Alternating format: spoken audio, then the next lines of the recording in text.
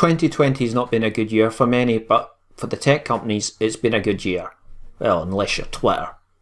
For Amazon, Apple, Facebook and Google, business is booming. This is an article from the BBC. And there's an image of an Amazon driver delivering, as many of you have seen from outside, or you yourself have used, or your neighbours, constant deliveries from Amazon. And their over-reliance at the moment we have to use on social media.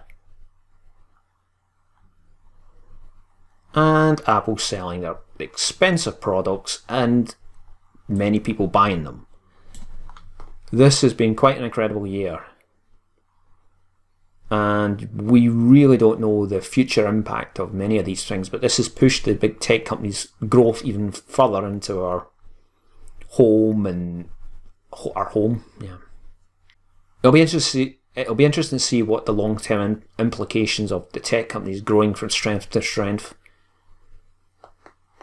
And Apple, which has a big markup on its prices for its products, and still seems to be doing quite well for itself, even during this recession. I'll put it politely at that. That some of these tech companies seem to be unstoppable. Maybe there'll be regulations introduced in the next couple of years. I don't want to go into that detail because that's more controversial. I'm keeping it non-political and non-controversial with these tech videos at the moment. It's been incredibly difficult to find articles at this time of the year. This 2020 is even possibly one of the worst times to make these types of videos, to be brutally honest. Well, that's my fault, but let's just keep going. Let's keep on. I think it's definitely going to go forward that these tech companies offer a service, and some of these, and I think they'll do extremely well with that. Well, they are doing extremely well in that. And I do wonder, though, they did mention that in social media that there is maybe a sort of drop off on social media and maybe Facebook, Twitter. Let's hope. I think these companies, or maybe Facebook's moving into that direction with Facebook gaming and Facebook streaming, that they want to offer services to customers, and I think that's the future, or that offer something to the consumers instead of create an account, go online, mouth off about something. It's how, and we'll put ads next to it. I don't know in the long term that's a great business model, because everything's political and controversial these days. But if they offer a service, Facebook gaming, who's really going to complain about that? There's not going to be much complaint about that. And I think if these companies move more away from the social aspect and more into offering the customers a service, it'll be less controversial and will be of some value to more people. I do wonder if social media will slowly go back into the back end of the internet. I think the fact is something like Twitter, which is all in public. No, it's just too controversial. It's just too much time consuming and is absorb our time and too much, just too much. We don't know what's really going to happen. But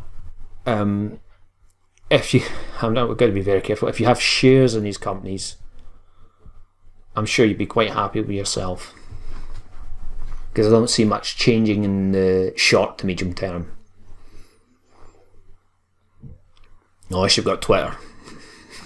Sell. Oh no, I'm not giving an opinion on any of that stuff. See, another thing I'm very cagey about at the moment.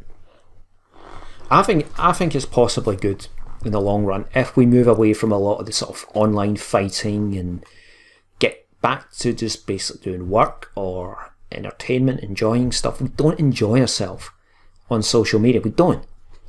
And if you look what used to be controversial, video games used to be controversial. Video games barely even get criticism anymore. I remember as a child with Mortal Kombat. Controversial is one of the most controversial video games around. The same with Doom. There were violence and guts and gore. These days nobody cares. And it's an industry that's established and it's getting older now, so it's been going on since the late 70s, and it's now part of the equivalent of the film industry and the music industry. It's all, everyone just assumes it's there, It's a pretty legitimate industry, and these tech companies now have to, I think, pass a few more hurdles before they get to that stage.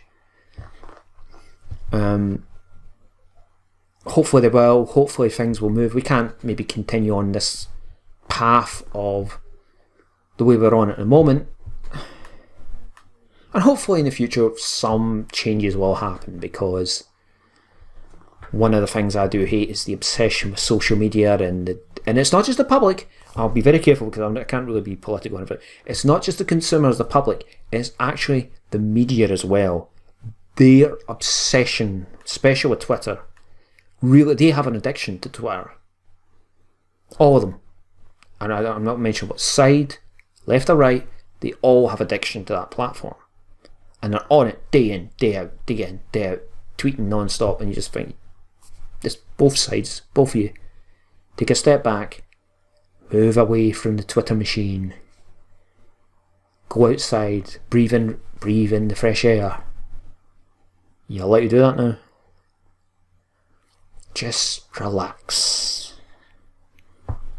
Okay, that's another one of my videos that I've done for you today. Another tech video. This should be it. This should be the last one for this week.